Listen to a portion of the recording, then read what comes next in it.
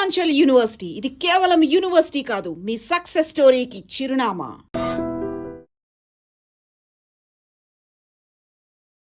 Hi hello నమస్తే, welcome back to iDream media. ఈరోజు మనతో ఉన్నారు హైకోర్టు అడ్వకేట్ అలాగే ఇమిగ్రేషన్ లాయర్ అయిన పృథ్వీ గారు.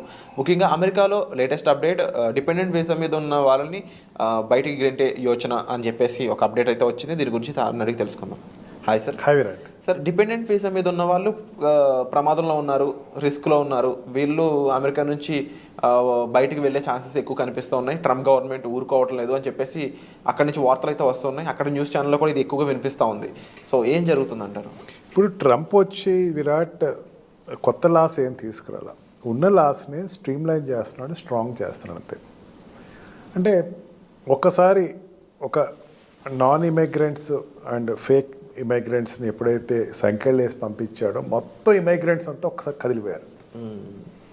నెక్స్ట్ టర్న్ మాదేమో అని చెప్పి ఎవరికి వాళ్ళు. ఇప్పుడు చూడండి, ఎక్కడా కూడా ట్రంప్ ఏ H1B కానీ L1 కానీ డిపెండెంట్ కానీ స్టూడెంట్ కానీ దేని మీద కామెంట్ చేయలే.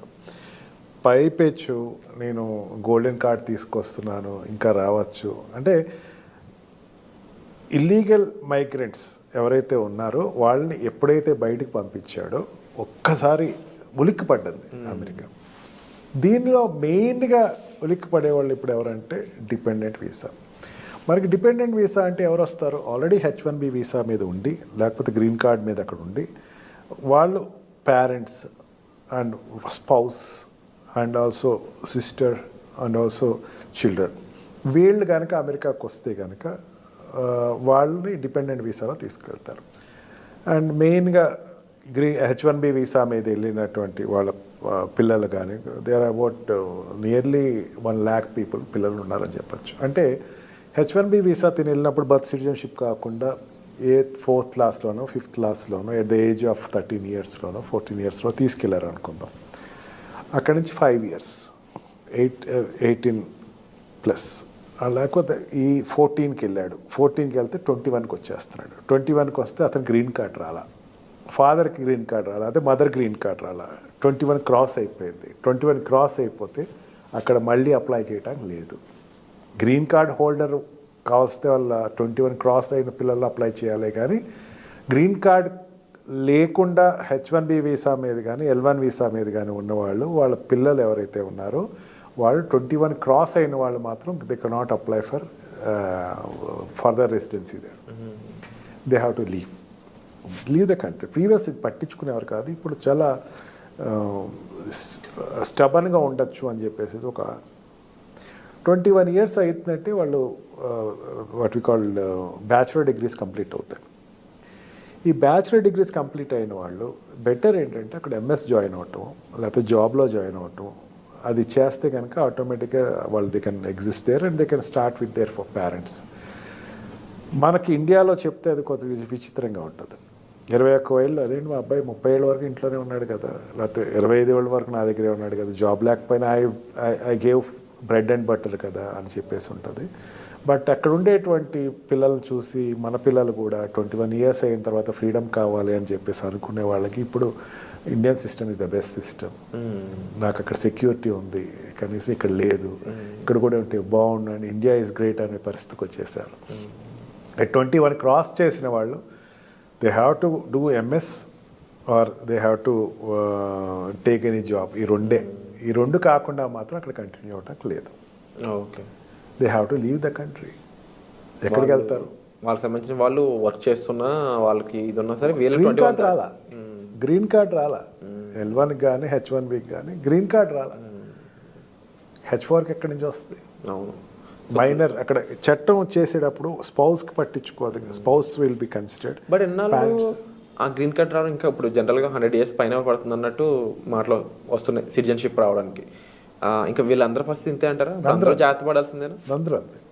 H1B నుంచి గ్రీన్ కార్డ్ రాని వాళ్ళందరూ, వాళ్ళ పిల్లలు ఎవరైతే ఉన్నారో 21 క్రాస్ చేసిన వాళ్ళందరూ they have to take alternative remedies like getting job, అయితే MS జాయిన్ అవటం, అక్కడ జాయిన్ అయితే ఎడ్యుకేషన్ చేయటం తప్ప ఇంకో ఆప్షన్ లేదు, ఆపర్చునిటీ లేదు.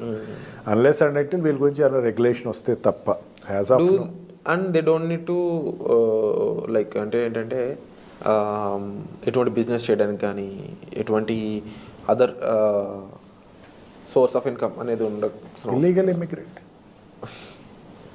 ఓన్లీ సంఖ్యలు, job in reputed company or study in reputed university. ఇప్పుడు ఒకటి ఇంతకుముందు ఒక ఎపిసోడ్లో మాట్లాడుకున్నాం మనం, విరాట్ కమ్యూనికేషన్ స్కిల్స్ లేక ఇక్కడ మనం బాధపడి అక్కడికి వెళ్ళి బాధపడుతున్నాం అనుకున్నాం. ఏదైనా ప్రాబ్లం వచ్చి అక్కడ జాబ్ రాలేదంటే లేక ఒక కమ్యూనికేషన్. అక్కడే ఉండి నువ్వు 14 years 15 years నుంచి నువ్వు అక్కడ ఉండి 21 క్రాస్ చేసిన తర్వాత నీ కమ్యూనికేషన్ స్కిల్స్ డెవలప్ అయినాయి కదా. అవును, డెఫినెట్లీ నీకు జాబ్ దొరుకుతుంది, యూటిలైజ్ చేసుకోవచ్చు. Utilize it and also do MS.